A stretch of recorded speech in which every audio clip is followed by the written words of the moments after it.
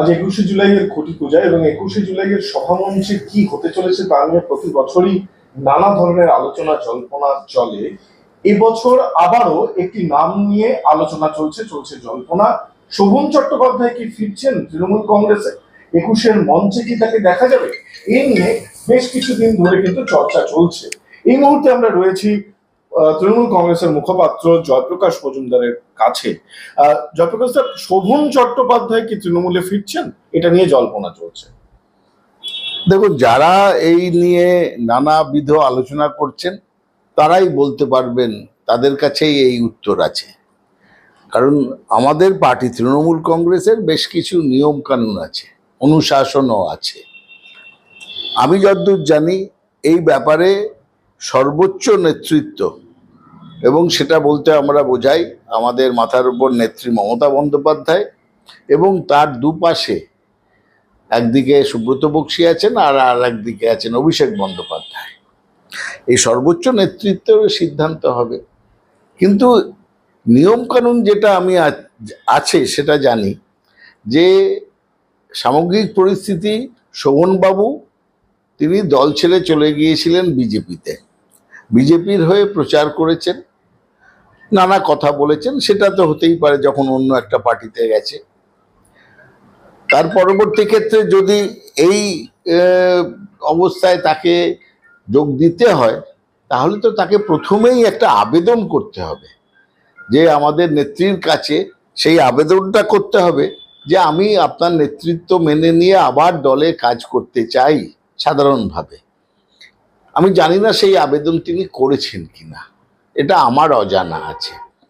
সুতরাং প্রাথমিক শর্ত হচ্ছে তার আবেদন, এবং সেই আবেদনের স্বীকৃতি হলে তবেই জয়েনিং।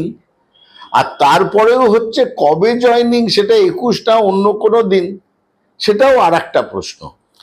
সুতরাং আমার মনে এই এতগুলো প্রশ্ন এমনি আপনি তুললেন বলে ওই ঘটনাটা, তাই জন্যেই এর মধ্যে আমার অন্তত জানা নেই এই সমস্ত বিষয়টা, এই পর্যায়গুলোর কোনোটার ইনিশিয়েশন যেটাকে বলা হয়, শুরুয়াত হয়েছে বলে আমার অন্তত জানা নেই। শোভন চট্টোপাধ্যায় দল ছাড়ার পর উনি মমতা বন্দ্যোপাধ্যায়ের বাড়িতে বিজয়া করতে গিয়েছেন, ভাইফোঁটা গিয়েছিলেন। সেই সময় থেকেই বেশ কিছু বছর ধরে এই জল্পনা চলছে যে উনি কবে আবার ফিরে আসছেন বা কবে ফিরতে পারেন। সম্প্রতি আবার 21শে জুলাইয়ের আগে এই জল্পনা এবং এই নিয়ে অনেক আলোচনা চর্চা চলছে। শোভন বাবুও নিজে সংবাদ মাধ্যমকে জানিয়েছেন যে মমতা বন্দ্যোপাধ্যায় যদি চান, যেদিন বলবেন তিনি সেদিনই চলে আসতে প্রস্তুত। না, শোভনবাবু চলে আসতে প্রস্তুত উনি বলছেন মমতা বন্দ্যোপাধ্যায় যদি চান, কিন্তু মমতা বন্দ্যোপাধ্যায় চাওয়ার আগে তো সব থেকে বড় কথা শোভনবাবু কি চান সেটা তো তাকে আক্ষরিকভাবে সেটাকে প্রতিষ্ঠা করতে হবে। আমি যেটা বললাম আপনাদের, আবেদন করতে হবে নিশ্চয়ই। এবং সব থেকে আর একটা কথা আমি আপনাদের দৃষ্টি আকর্ষণ করব, যে 21শে জুলাইয়ের আগে এরকম বেশ কিছু কথা হাওয়ায় ভেসে বেড়ায় দেখেছি। আপনি বললেন বিজয়া কিংবা ভাইফোঁটার কথা, এগুলো সামগ্রিকভাবে এগুলো হচ্ছে একটা সামাজিক অনুষ্ঠান। সেখানে যে কেউ দিদির কাছে যেতে পারেন, দিদির আশীর্বাদ নিতে পারেন। সেগুলো রাজনৈতিক অনুষ্ঠান নয়, সামাজিক অনুষ্ঠান।